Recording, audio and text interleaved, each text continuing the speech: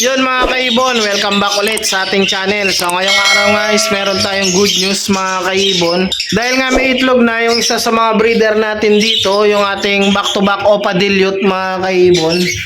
So ayun, bali good news nga mga kaibon dahil nga first time nila mangitlog mga kaibon. So nung pagkakuha natin ng mga ibon na to, ngayon pa lang sila mangingitlog sa atin mga kaibon. So i-check natin kung ilan yung itlog mga kaibon at kung may nag-fertile na ba dahil nga first time nila mga kaibon, first time mangitlog. So i-check natin. Kumuha lang tayo ng pang-ilaw natin and then kuha na rin tayo ng upuan mga kaibon para madali nating masilip. So medyo mataas ng konti yung cage para masilip natin agad. So pasensya na, medyo hindi pa tayo nakakapaglinis ng ibunan. Kaya medyo marumi pa yung mga poop tray mga kaibon. So silipin natin, palabasin muna natin yung mga ibon natin. Diba? Susura natin to para safe. Yun. So labas. Yun mga kaibon. So ito yung mga breeder natin mga kaibon. Back to back Opa Dilute mga kaibon. So back to back Opa Dilute, ibig sabihin lahat na magiging anak nila is Opa Dilute. So walang tapon sa mga anak mga kaibon dahil nga magaganda lahat, mga Opa Dilute lahat yung ilalabas nilang anak.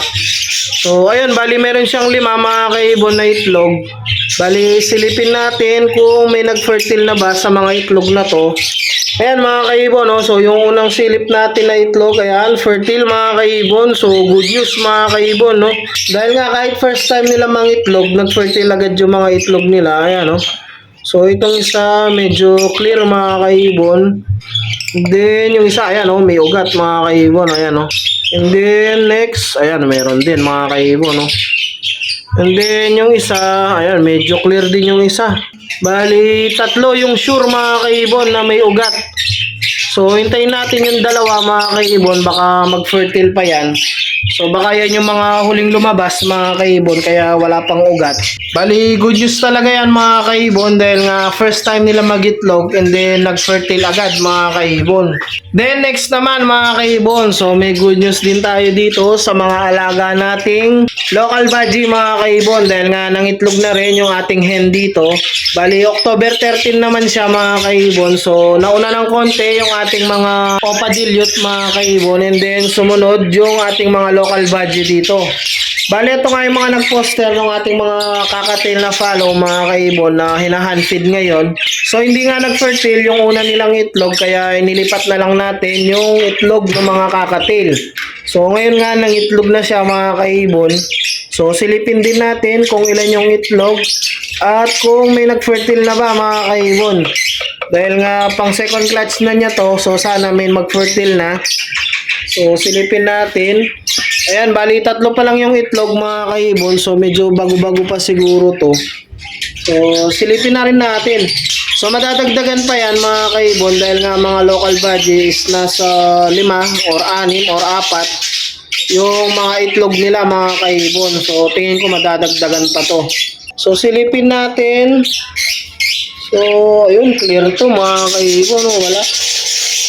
And then, yung isa, clear din mga kaibon. Ayan, oh. And then, yung pangatlo, ayun. So, good news mga kaibon. Ayan, oh. So, ayan, may ugat na yung pangatlo mga kaibon. Ayan, oh. Fertile na yung itlog. So, malaki na yung chance mga kaibon na makapagpapisa sila dahil nga nag-fertile na yung mga itlog nila. So, bali, madadagdagan pa yung mga itlog na yan mga kaibon. So, ito siguro yung unang lumabas mga kaibon kaya medyo may ugat na siya.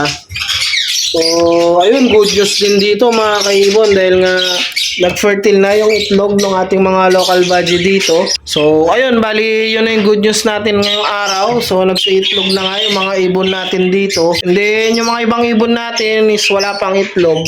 Yung iba naman is nagme-mate mga kaibon. So, ayun, bali update ko na lang kayo sa mga ibang ibon natin sa ating mga susunod na video. So, huwag niyo kalilimutang mag-like, share, and subscribe. And i-click niyo na rin yung notification bell para updated kayo sa mga susunod pa nating videos. So, happy breeding sa inyo mga kaibon. And ingat!